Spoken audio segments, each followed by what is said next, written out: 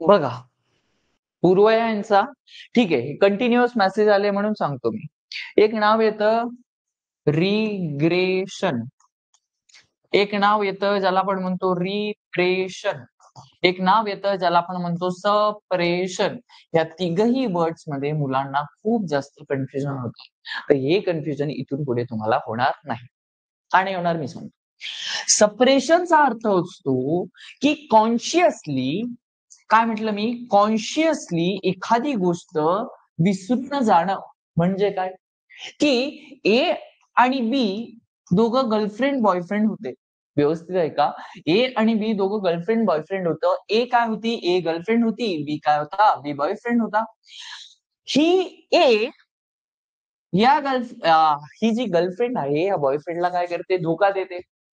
मग हा धोका दिल्यानंतर बॉयफ्रेंड काय म्हणतो की ठुकरा के मेरा प्यार मेरा इंतकाम देखेगी. म्हणजे काय की आता तू मला धोका दिलायस, आता तू माझ्यासोबत ब्रेकअप केलाय, पण मी तुला 100% दाखवणार आहे.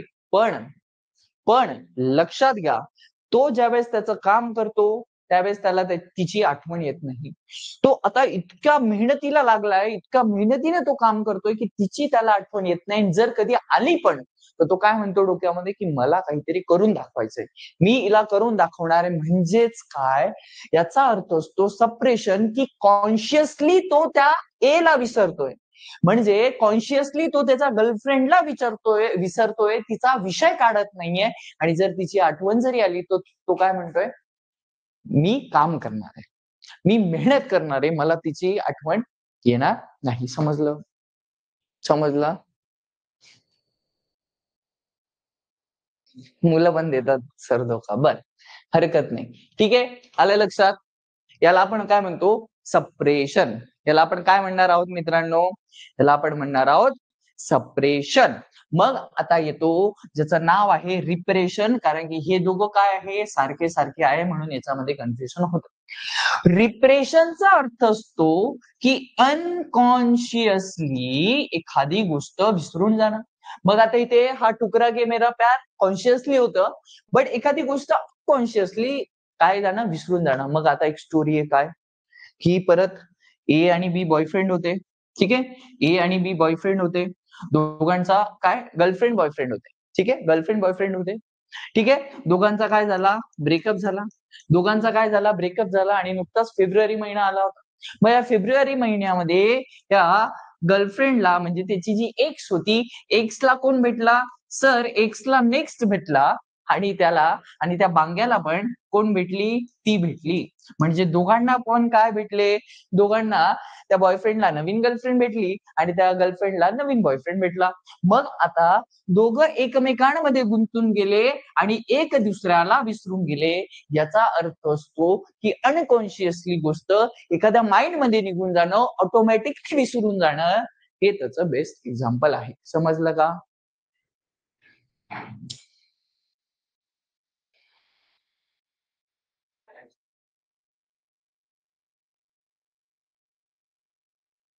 समजलं?